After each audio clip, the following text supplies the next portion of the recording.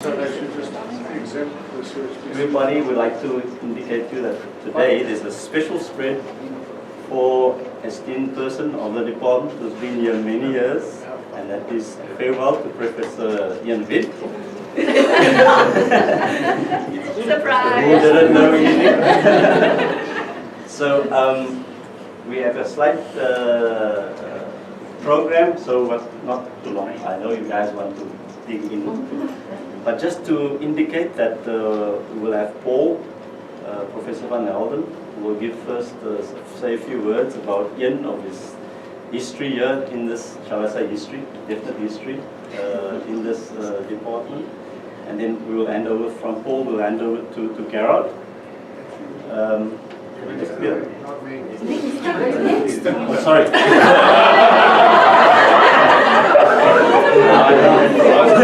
I'm also looking for you.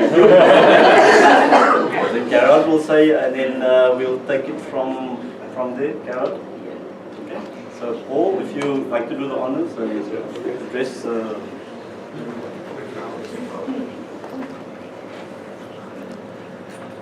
So I got my PhD in December 1978. So on, Paul. I think they're waiting for somebody.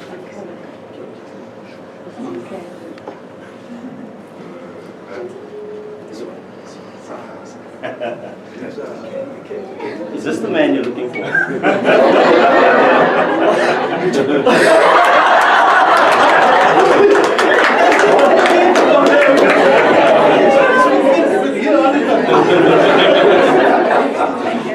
Everybody, this is Professor Ian Wiid's wife, and we welcome her here. She was kind enough. She sprained her ankle last year, but she said she will still pull along and make sure she's here for this auspicious occasion. Thank you for coming. Right, folks, so as I was saying, I got my PhD in December 78 and I started working here in January 79. So I left the department that I knew, and I left work that I knew, and I came here to a place where completely different work was done, and I had no idea what I was going to do. And I walked in, and the boss said, "This is Ian, he's your master's student." No, your reaction to that is, holy cow, what am I going to do now? Anyway, so Ian was gracious enough not to complain or seem concerned about it. And I think he showed his mettle right from the very start by being, let's call him unconcerned, and just knuckling down and getting on with something and making the best of it. So Ian has never been scared to tackle something new, never been scared to get involved and to do his best. I do need to refer to a few notes. Sorry.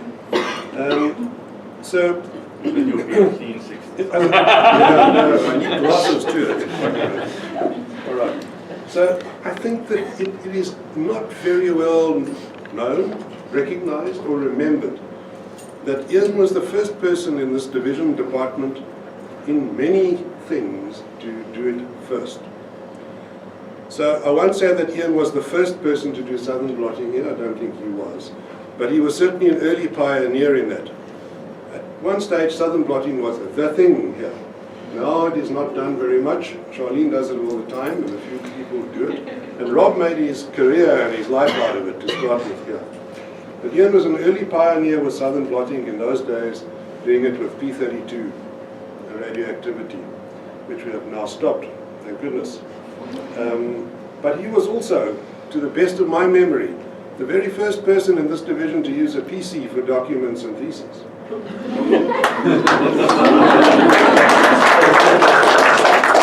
was also the first person in this department to fingerprint DNA. And that really is such an important contribution to the work here. Because what it did was, in the early 90s, it led to him doing TB cultures, getting DNA out of them, and starting to do southern blotting of Mycobacterium TB genotypes. We all know, or should know, how important that has become to this center, Rob, to this center and its work. It has been a cornerstone of what has put us on the world map. So there are a number of other things that Ian has also been a first for. So some of the early work that Ian did during the very dark years of the 80s, those few of us still here remember the dark years of the 80s, Ian was incredibly loyal and he stuck through it all, and he's been a fantastic employee to this division. Helped to cause its survival. It helped to enable us to progress from being an MRC unit to an MRC centre, which made a huge difference over many, many years. He was also one of the 6 core team members when we applied for this Centre of Excellence from the NRF. So without him, neither of these things would likely have happened. So, in a way, it's a smallish world. Ian and I have worked together for 39 years. And I have tried not to think about next year when Ian won't be here, because I'm not sure how well I'm going to be able to handle not seeing his familiar figure here, and not knowing that I can, if there's a problem, go to Ian and say, Ian, can you make a plan here, man? Because Ian is the guy who makes a plan. He will make a plan no matter what. I'm not saying he'll always be able to do something, but you know that you can go to him and say, Ian, can you make a plan? And if he can, he will. There is one small downside to that, because sometimes he will cannibalize a bit of apparatus. But you know that you can go to Ian and say, where is this bit, Ian? Because you know he would have taken it to use it somewhere else when he made a plan. So Ian and I have been together for a very, very long time. And what is probably not known to anybody, except perhaps Ian and myself, is that in fact we go way back. We go back about 65 years, in fact. We basically grew up about 1 kilometre apart in the southern suburbs of Cape Town. Not knowing each other then, and only meeting in 1979. But really we have come a close path together for a very, very long time. Ian has been central to my success, and I hope I've been central to his success. And Ian, I will really miss you when you're not here. I would like to advise you all to make sure that you have Ian's telephone number on tap, so that when the new building is in design and under thought and under construction, you have probably one of the best consultants you could get, because Ian will come in, look at this and say, no man, you can't have the BL3 going out via the ladies' toilet, it doesn't work that way. Because Ian's good at spotting these kinds of things, so keep him on tap and call him when you need him, because I think you will. Okay. Thank you.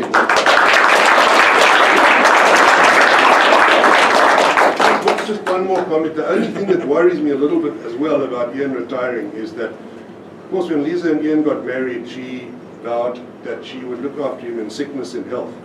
But I'm not sure whether that included lunch every day.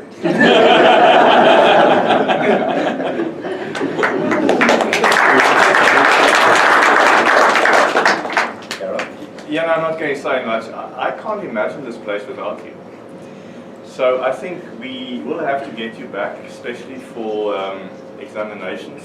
Thank you for agreeing to mark as many theses as we send you. So we have another retiree here, Frick, who apparently his wife packs his lunch and says, you're going to work today. So I'm sure you'll do that to him as well when we need him. Ian really lives this Afrikaans phrase, 'n boer maak 'n plan. And I will always remember him for that. Yeah. And he has helped us out many, many times. And I don't know what we're going to do without you, except if you are on our cell phone and speed dial. So your group has put together some really amazing stuff. Well done. I'm not sure if you're going to open this now, but this is also actually a sign of what he has achieved. Yes. And we want to thank you for what you've done for us, and we hope that our paths will cross many, many times when your wife packs your lunch and sends you off. When you irritate the hell out of her. Yeah, we wish you well, good health, and fun in your retirement. Thank you. Thank you. Thank you. So we actually want you to open it. Yes. Thesis. Well, you know, it's Thesis. it's a shock to come to a point at some point and say and realize that after 39 years of enjoying your hobby and getting paid for it, you have to let go of that hobby. I probably have to say it in the context of tuberculosis growth, but I've been privileged to be in the lag period of a TB growth and see the exponential part going up, you know, when Paul took over and everything became exponentially, and the people that came in the meantime, and this exponential growth, I don't see a lag period going, a lag phase going into this into the development of, and we are internationally recognized at this stage. And yeah, what else can I say? Is that for the younger people, all I can say is this is the place where to start your career, and this is the place where you will get your recognition internationally if you do it here. And but you won't get rid of me so easily. I will come and have a look already. I've been invited to come and have a look at the new Fisan building when it's being constructed, or during construction, or after it's been constructed. And yeah, you can press on my number if you suddenly find an apparatus you can't remember where it is. I will probably have a place where it has been stuck or where it is. And thank you for everything. What can I say? This is fantastic to have been here. It's just not so good to say goodbye, but yes, thank you very much.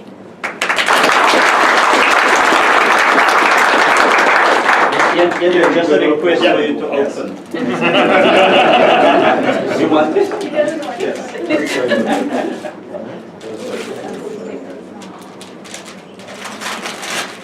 Nice reading book.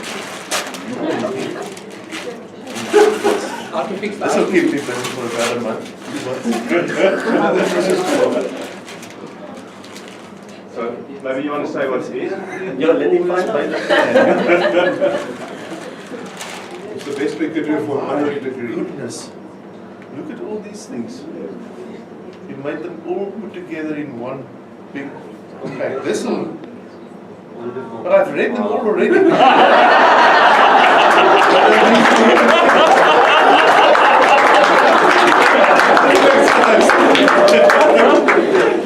So unfortunately not every author can say that about all their publications. Wow. Awesome. That's a clever. Yeah, so I can dump all the other ones that I've already printed out. Fine. Okay, guys, what shall we get started? Yeah, so we can partake, everybody, and there might just be another surprise, but hey, who knows?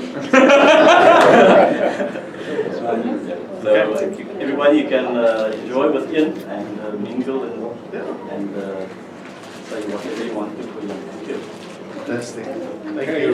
so say one more thing. Thank you very much. One more thing, thank you, and we'd love to appreciate your presence here. And Prof. Ian has been an integral part of my work and also of my well-being. I'm talking about in terms of academic and also health-wise. I would love to thank you so much, Prof. Ian, and your retirement means a lot to many of us, but I'll always think of you. In that note, with all the money that we have donated, we came to think of many things that we would like. First, I would love just to make it clear to everyone that this is not just a book. This is a collection of all of his articles that he has been co-authored, and most of all, these thoughts came around to say, I would love to appreciate the work you have done. We know that you like coffee and in the morning when you are here, and we thought of, okay, another present comes to you. Coffee beans. I love to open this one.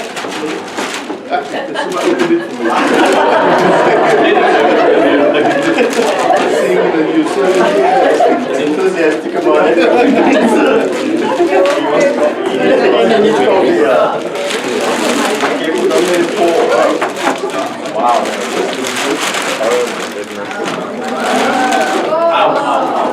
Okay, Lisa.